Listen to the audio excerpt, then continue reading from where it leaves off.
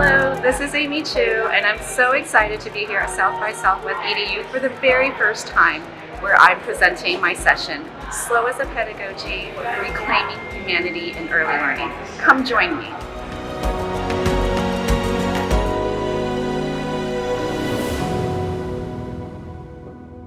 Good morning. Good morning. Hi, everybody. Thank you so much for being here. I know it's been kind of rainy, right? Surprisingly for me as an out-of-towner. I wanted to see, show of hands, who is an educator? An early educator. Let's start with that. Okay. K to 12, higher ed. I'm pre-K through 6. Okay. And then what about, how many of you are parents? Yeah, many of us, right? So today I'm going to talk about slowing down in early learning. You're a librarian. Welcome. Yeah? Oh, we have 2 librarians here. Wonderful. I want to share a story to begin with. When my daughter was 3 years old, she came home from school with a piece of paper. And on that paper, she had written her name for the first time.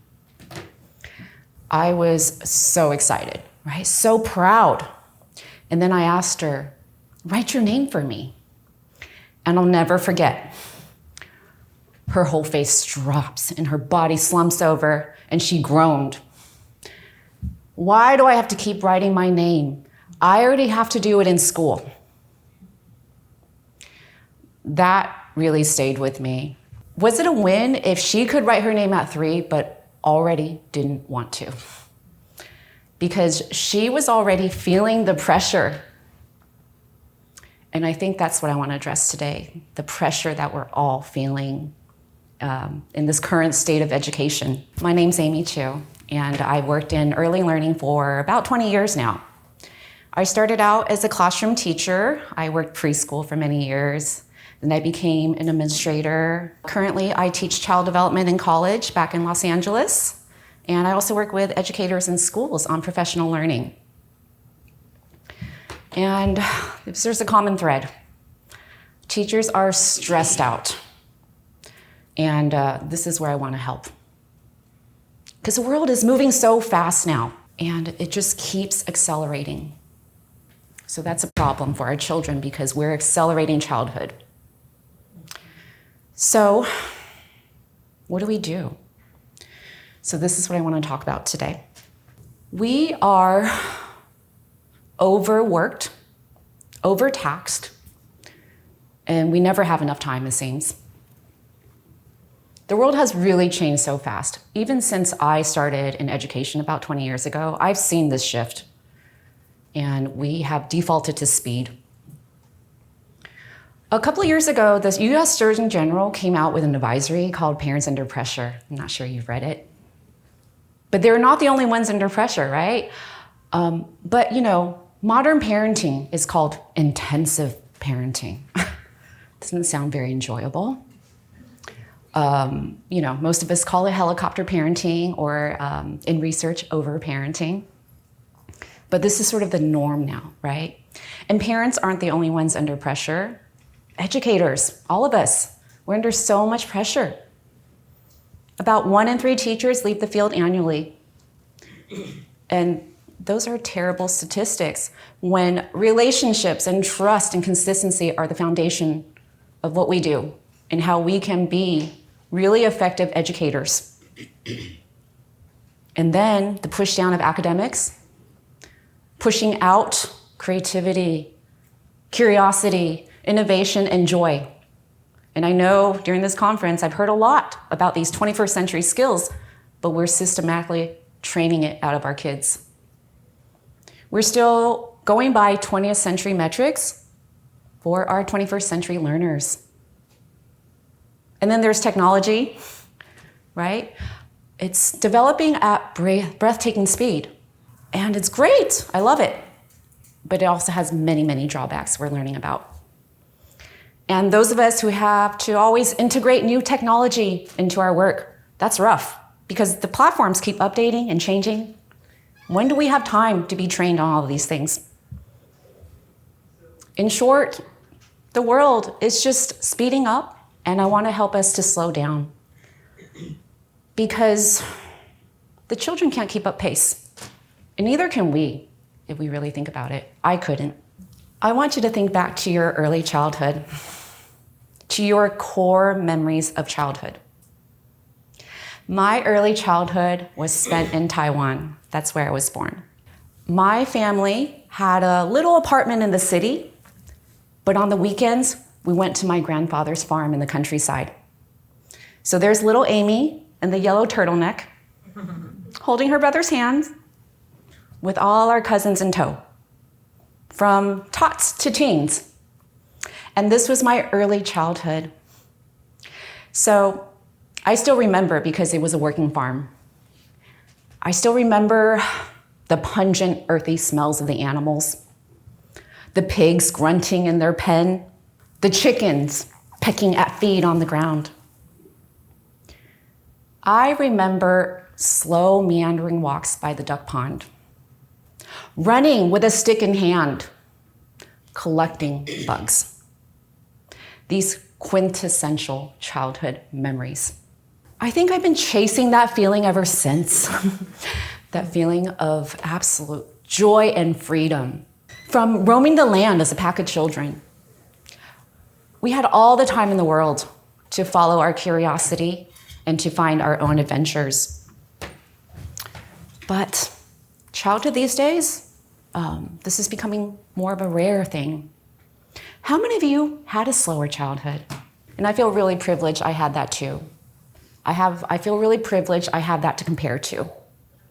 And I want us to go back to that and protect childhood, because I burned out a few years ago. I was directing a preschool during the pandemic. Those of you who worked during that time, it was so tough, so tough. And sad to say, not much has changed. We were once glorified as essential workers, and I was so excited. Finally, we're getting the recognition. But afterwards, it seemed like everything moved back. Or, it keeps accelerating. We keep adding stuff to our plate. This was a time that I had all the signs of burnout, but I kept ignoring them. My hair was falling out in clumps. My stomach would often be in knots. I would be sick all the time, more than your regular bout of sicknesses, right, from working with young children. I would go home and cry and just feel completely overwhelmed. But I kept pushing through because I didn't have time to slow down. Parents started telling me, I didn't want to bother you because you always look so busy, which to me meant I looked stressed and scary. Not how I wanted them to see me. And finally, I couldn't do it anymore. I was not there for myself, so how could I be there for anyone else?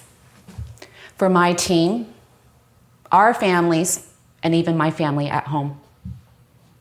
I lost great teachers during that time because I didn't see what they needed, and I didn't help them to meet their needs. And that is why I'm really vocal about prevention today, because it's taken me a lot of time to heal and to reconnect with my purpose. So today, I want us to really think about the work that we do and the impact that we make or don't make because we're always rushing through. Because children deserve leaders who are well. They deserve leaders who are physically, mentally, emotionally, and socially well. And we deserve to care for ourselves as a foundation, or else we can't do our work. Does this resonate? Yes. So today we talked about personalized education for our learners, right? And I love it. I love it. I'm here for it. I love that I can turn a research paper into a podcast and listen to it. I love that we have options. But we've been doing this in preschool for a long time. Because nothing is as personalized as a surprise encounter with a caterpillar, or mixing blue and yellow paint to make green, or racing toy cars down a ramp. Every day, hundreds of moments of engagement and curiosity when we slow down enough to witness what happens so naturally. I feel really privileged that I've gotten to watch children grow and to see how they truly develop and thrive in this world. And they're always reminding me to slow down. So, what will today's children need from us? And think about it. Gen Beta students or Gen Beta children are being born now. Are we ready to teach them? Are we going to continue using the same metrics on today's learners? I want to share 2 stories of real children, but it won't be their real names. Michael I met when he was 4 and he joined preschool. Michael was very bright and curious, but he never joined in. I would often hear his teachers inviting him, "Come to the art table. Check this out." And Michael would say, "No, thank you." Or outside when his friends were playing a game of chase and his teacher said, come play chase with us." "No, thank you." He was actually quite polite for a 4-year-old. So for months, I watched Michael stay off to the side. I started worrying. Was he learning? And then one day, Michael came to the art table and he started drawing. The next day he came back, he made another drawing. And soon after that, he came every single day. He made his drawings and then he started adding letters. And those letters turned into words. And soon he was drawing and writing every single day because he was ready. In fact, he became prolific. He would take stacks of papers home to his parents. He was unstoppable. Michael taught me to be patient about learning. That a lot of kids aren't going to conform, but we have to slow down enough to notice the engagement that's already there. And that maybe he preferred to observe first, but inside there was a lot brewing. Michael wasn't slow. He was getting rooted. And let me tell you about Luke. This is Luke in the picture. Luke came to preschool when he was 3 years old. Inside the classroom, he bounced around. Nothing really kept his interest for long. But outside, Luke found an anchor in nature.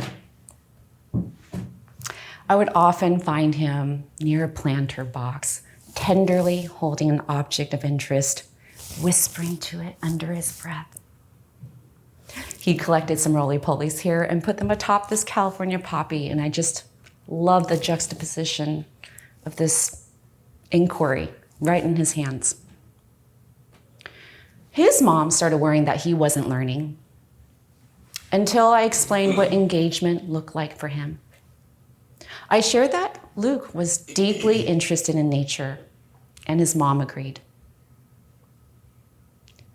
Luke taught me that learning doesn't only happen inside of 4 walls during learning time. In fact, children aren't waiting around for us to teach them. They're making their meaning all the time. So Luke taught me to expand my definition of engagement. So the common thread here is their readiness, their timeline. And as much as we like our teacher plans, we really need to build in flexibility so that we can be responsive in the moment to what they're showing us. Because when we slow down, we see these wonderful moments. And when we don't, we risk missing, seeing the child and really understanding how to support individual children. So I want to share 3 ideas to help us to slow down, things that you can start right away. That daily schedule you have, a little wiggle room for you and for your learners. What if we stopped to notice the bigger picture, the classroom rhythms, right? Let's say we look up at the clock and it's time for lunch. What if we paused in that moment, looked around, and if they're still playing and engaged, could we delay lunch by 5 minutes? Or what if a child is so engrossed in a book and it's time for group time? Could we allow that child to finish that book and then join? Could we have that flexibility for us and for our learners? Because I know that's one of our pain points, is those large group times where we have to manage. We become managers of children. And then we forget to enjoy that time together when it's a time to really build community, to strengthen their voices, to foster those relationships with one another and with ideas and with our environment. Could we build in a little 5-minute buffer time?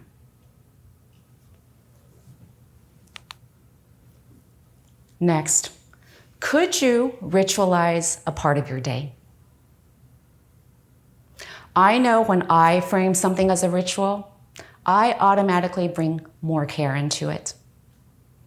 The details matter in a ritual. Have a tea party with the children, where the goal isn't to rush through, is to enjoy being together, having conversations, maybe sipping mint tea and eating little sweets and sandwiches. This was an actual tea party that we did at our school, where we invited children from different classrooms to come sit with a couple of teachers. And the goal wasn't to rush, it was to foster that connection. And the children loved it. We used real china, real table settings, and have them help us. And they loved also making the tea, and they were very much a part of it. Could we ritualize a part of the day? And if you can't do something like this, that's okay. Could you maybe slow down 1 mealtime a week?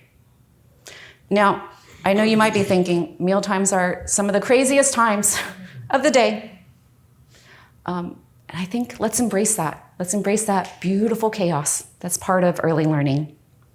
But could we perhaps end the week on a slower note and have Friday's lunch be a time of togetherness, not compliance, not finish your bite, finish that bite, and really enjoy one another's company.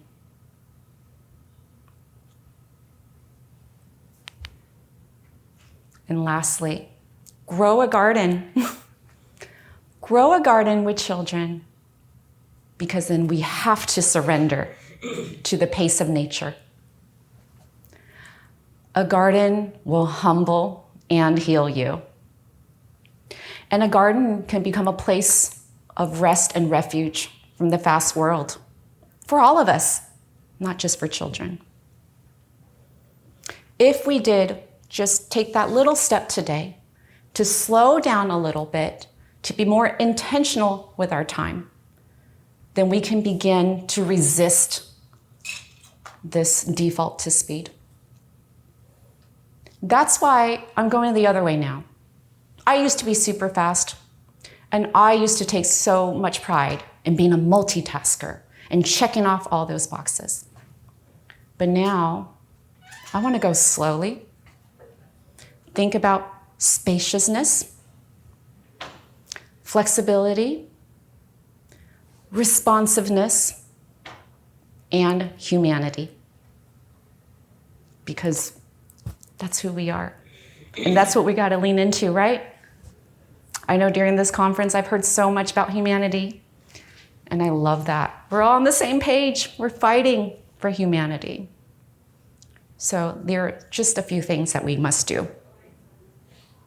Because slow is not a deficit. Slow is a pedagogy. And it's how we can perhaps feel reconnected to our work and connect more with our children. This is a call to presence, a call to love, a call for all of us to uplift our humanity. Thank you.